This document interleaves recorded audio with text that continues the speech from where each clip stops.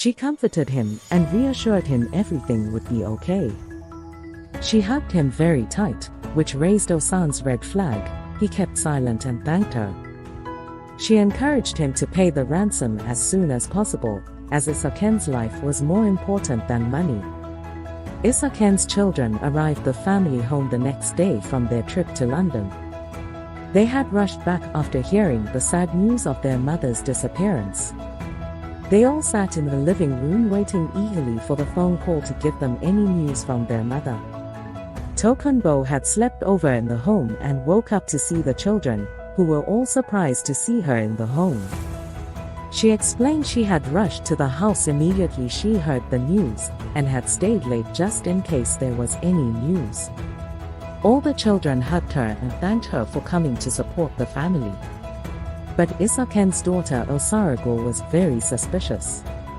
Osarago was very close to her mother and remembered what had transpired between her mother and Tokunbo and how her mum had been bitter after the incident.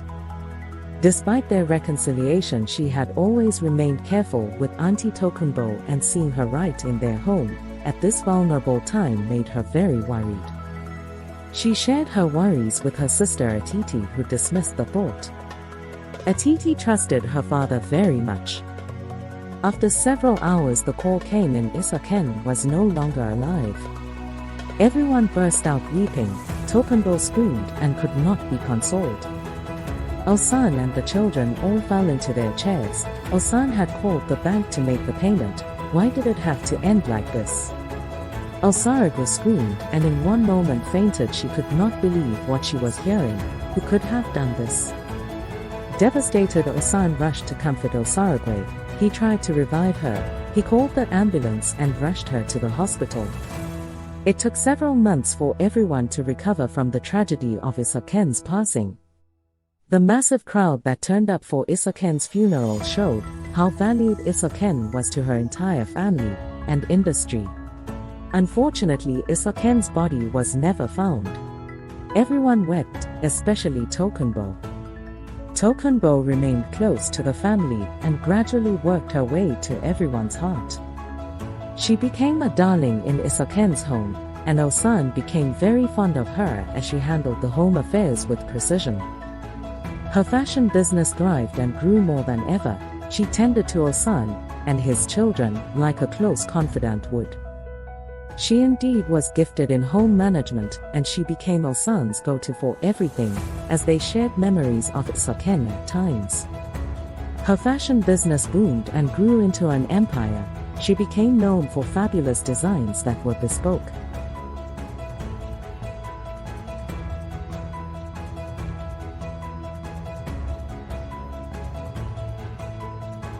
Her fashion shows attracted the industry's famous.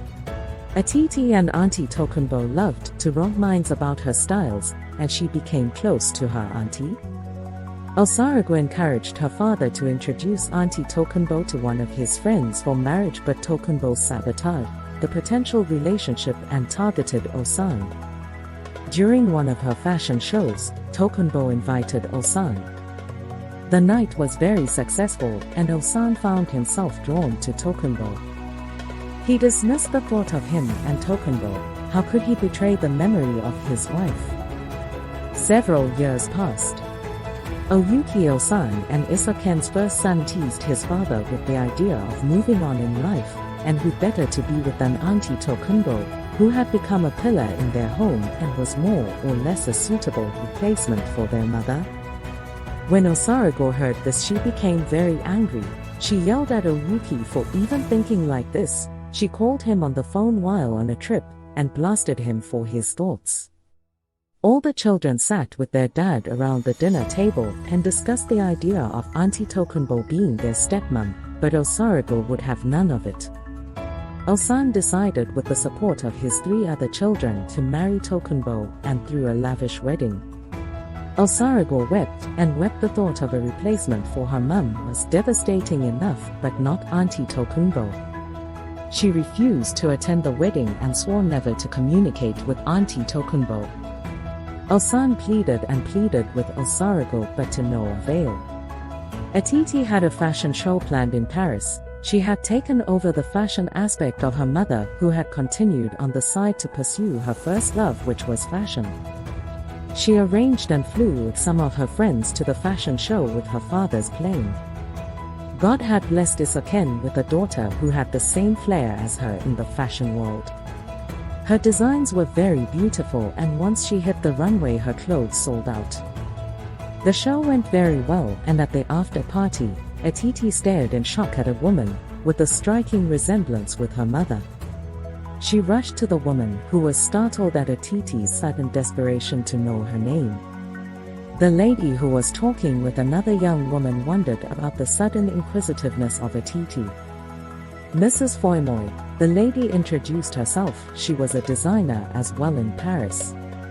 She loved Atiti's taste in fashion, and she mentioned this to her stepdaughter. Atiti called Osaragu that evening and told her about the strange encounter, and informed Osaragu about her visit to Mrs. Foymoy's house the next day. Atiti and Osaragu remained mute.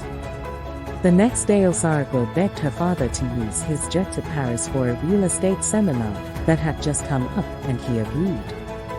On her arrival, Atiti told her about Mrs. Foymoy, who lived in a very elegant home and loved to play the piano. She was very friendly, but could not remember much about her youth. Both Atiti and Osaragu were determined to get to the bottom of the mystery. Both sisters visited Mrs. Foymoy a few days later. Osaragu stood still in shock as to the resemblance between her mother Isoken and Mrs. Foymoy. Mrs. Foymoy, who had taken a liking to Atiti, told her about the passing of her husband. She shared that he was a perfect gentleman and was very kind. He had left her a large estate from which she earned her livelihood and pursued her career in fashion design. Osaragu swore this was her mother, but how? Her mother was a Nigerian from Benin City who was dead. Mrs. Foymoy introduced both girls to her stepdaughter and her late husband's family. Mrs. Foymoy had been fortunate to meet a family that cared deeply for her. She indeed was living well. Atiti and Osaragu were the happiest they had ever been in a long time. Could this be their mother, they asked themselves. Mrs. Foymoy was in France. How could there be any connection between the two? Atiti and Mrs. Foymoy's daughter went into partnership to launch a clothing line in Paris. Fate had shone on Atiti. Their partnership looked promising as they had aligned their businesses in the right direction. Atiti and Osaragu returned to Nigeria and kept the information to themselves. Atiti and Osaragu were shocked at the resemblance between their mother Isoken and the fashion designer Mrs. Foymoy. Their mother had passed away in Benin City, Nigeria, so how would she have shown up in Paris? Intrigued, they paid an investigator who uncovered the truth about the woman they got to know as Mrs. Foymoy. Mrs. Foymoy, a French designer, was the heiress of the Foymoy estate. Mr. Foymoy had been on a business trip to Nigeria where he met Mrs. Rowena Foymoy. Rowena was a victim of human trafficking and had been lucky to find herself in the hands of the very kind and gentlemanly Mr. Foymoy. She had been badly beaten and mistreated, and her trauma had made her lose her memory. Mr. Foymoy fell in love with her instantly and married her as soon as they arrived in Paris. He gave her everything she ever asked for and left his vast estate to her and his only daughter from a previous marriage. His daughter grew into a beautiful young woman and loved her stepmother very much. Atiti and Osaragu were very sad at the story. Who could have done this to Mrs. Foymoy? They began to think deeply about the recent happening and pondered on all the information they heard. Could it be possible that she could be their mother? But how would they connect the dots, and if she was? How would they break the news to her that they were her children and tell her about her life in Nigeria? On the other hand, Tokunbo frolicked with their father's money. She was living a life only read about in magazines. She had built a successful fashion business on the back of their mother's glory.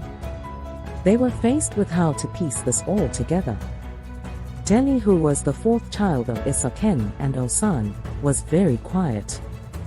After his mother's death, He had become a recluse and joined a very bad group of friends. In one of their discussions, one of his friends boasted about a very pretty lady him and his friends had apprehended a long time ago.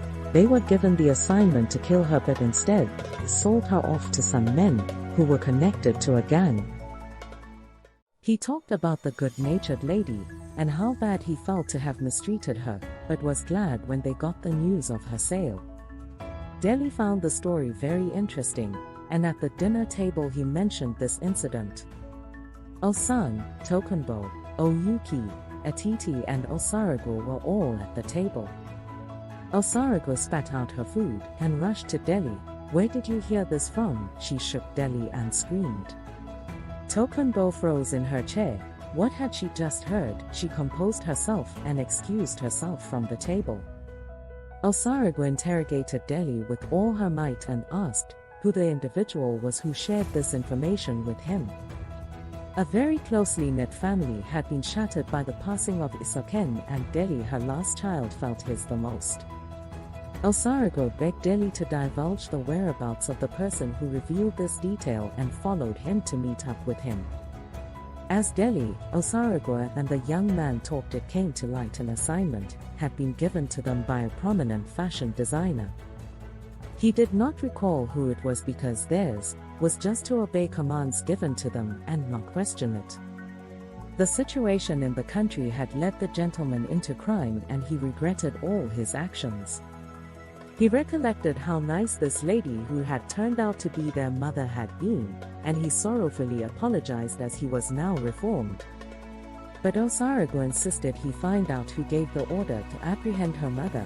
He promised to get back to them the next day, which he did, and it was revealed it was a woman named Tokunbo.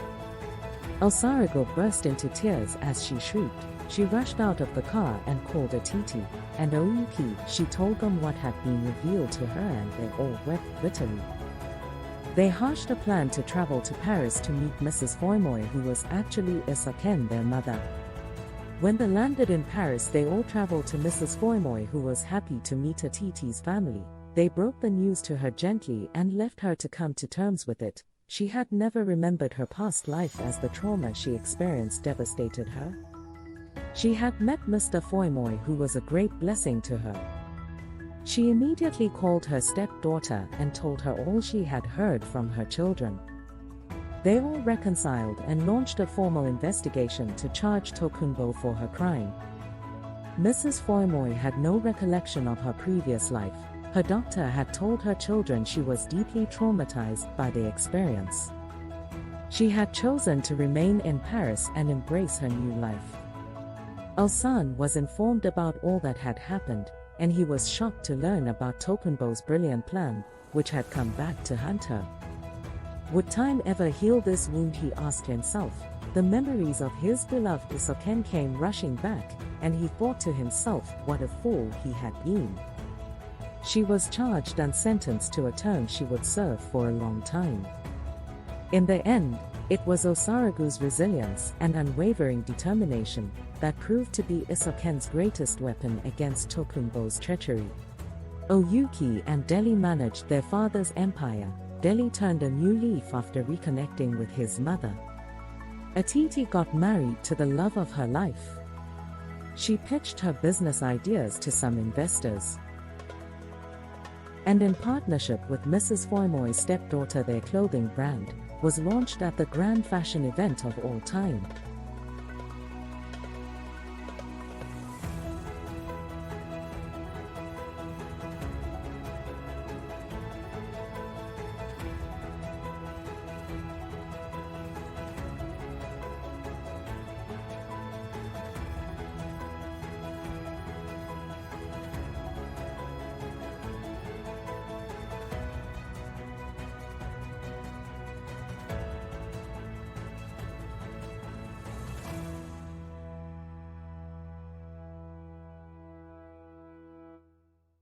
All things work together for the good of those who love God and are called according to His purpose.